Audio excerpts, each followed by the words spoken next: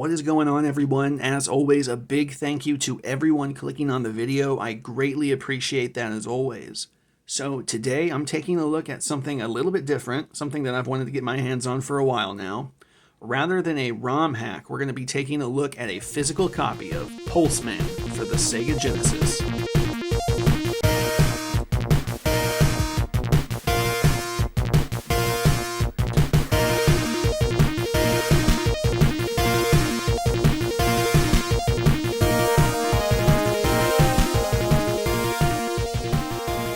Yes, we have got Pulseman, and for those who might be unfamiliar, Pulseman is a 1994 action platformer developed by Game Freak for the Sega Master Drive, or as it's better known in North America, the Sega Genesis.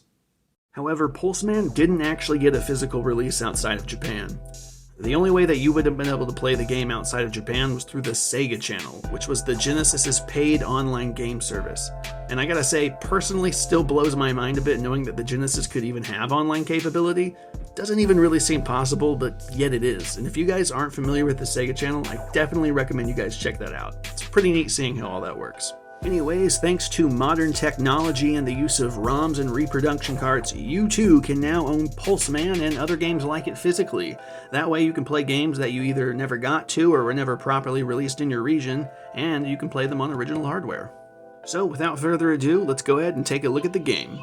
Okie dokie, here we have it, and I gotta say, Sega may have lost the console wars back in the day, but let that not detract from how amazing the Genesis is, and for starters, they're amazing cases for their games. Nintendo is great, of course, but they just had cardboard that just doesn't hold up as well as these plastic cases. This is the better route, for sure. Now, this is obviously older, but as far as I can tell, these seem to be exactly the same. In fact, this may or may not actually be an original case. I'm not 100% sure. Maybe reproduction cases are just that easy to make look like them. I'm not sure, but regardless, this thing feels and looks exactly like an original case. It's got like that same similar texture, to it, and I don't know, it's exactly as authentic as I think anybody would want it to be, so that's good.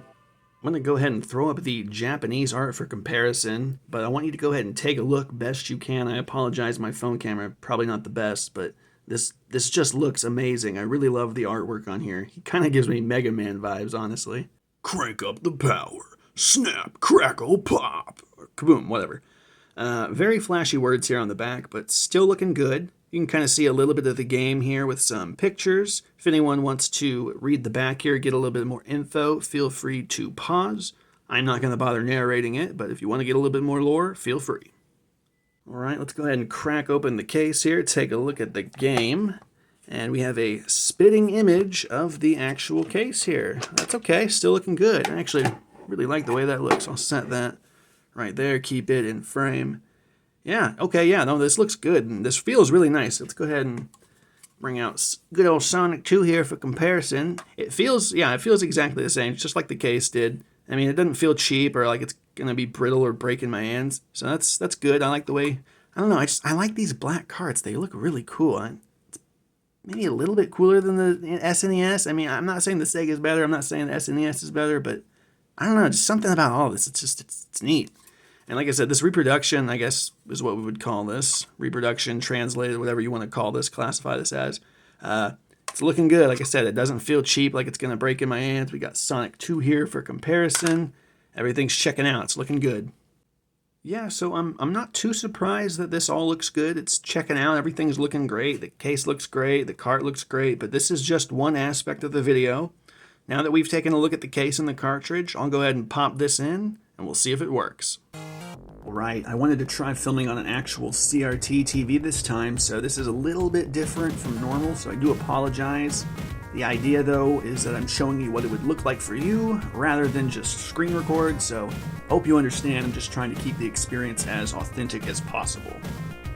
Now here we have Pulseman finally, so some of you might be wondering, what even is Pulseman? So, like I mentioned earlier, this game was developed by Game Freak, which was the main reason why I wanted to try it. I've personally not seen much from Game Freak besides Pokemon, so I was curious to see what came before.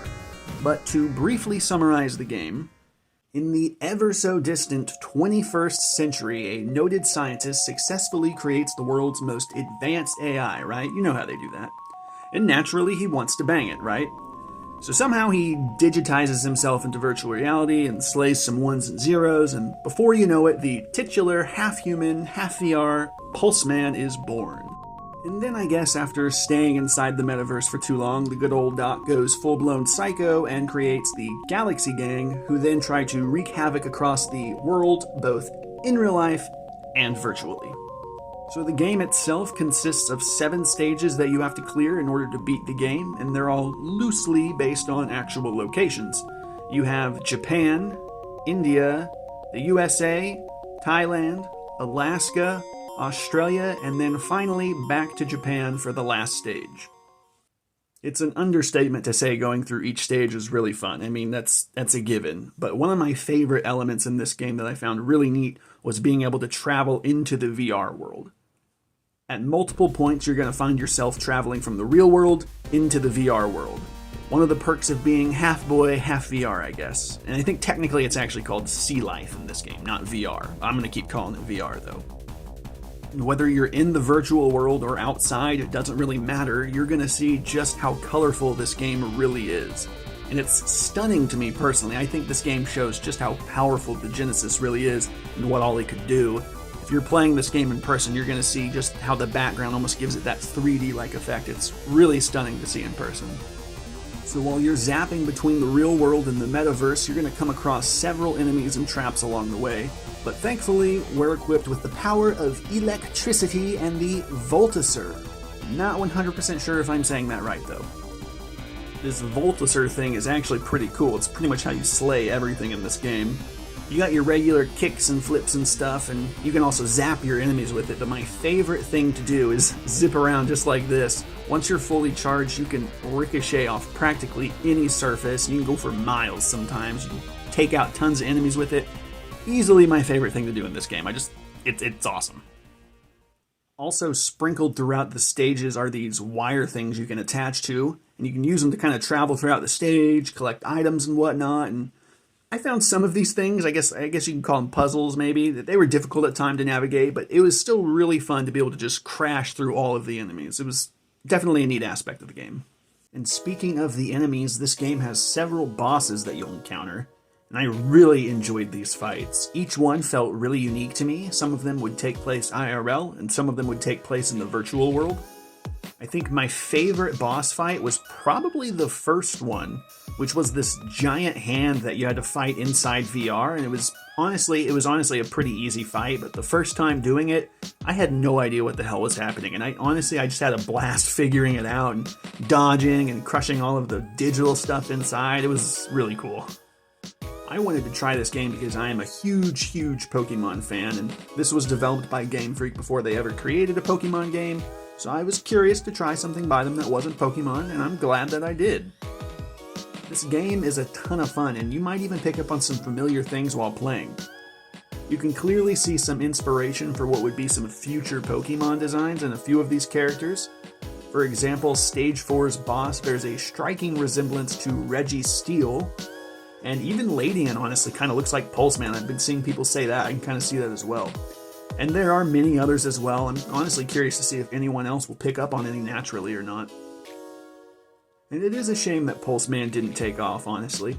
I can clearly picture what I think a game today would look like if they kept it going. I'm no game designer, so I certainly don't have any expertise in that field, but needless to say, I think they had a really neat concept with this game, but I guess maybe they didn't think it would do that well outside of Japan, at least not enough to warrant a physical release.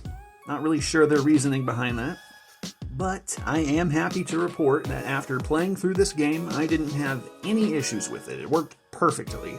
So, if you weren't fortunate enough to play Pulseman on the Sega channel all those years ago, or maybe you're just looking to play it again, this physical copy that I bought works extremely well, and I will be having a link to it down below if anybody is interested. Okay, so I think that's going to just about do it for the video today, everybody. Like I've been saying throughout this whole video, I have had a ton of fun playing through Pulseman. It's an amazing game. I definitely think you guys should be checking this out, probably on a ROM at the very least. And then, you know, if you guys decide you like it, you might get it physically like I did. I definitely recommend it. It's definitely something to add to the arsenal, if you ask me. But if you guys have any questions whatsoever, feel free to ask those down below. I'm definitely going to try and answer all of those. And then if you guys enjoyed the video, you know, maybe you're a Pulseman fan now, feel free to like that video. I greatly appreciate that. And until next time, I'll see you guys later.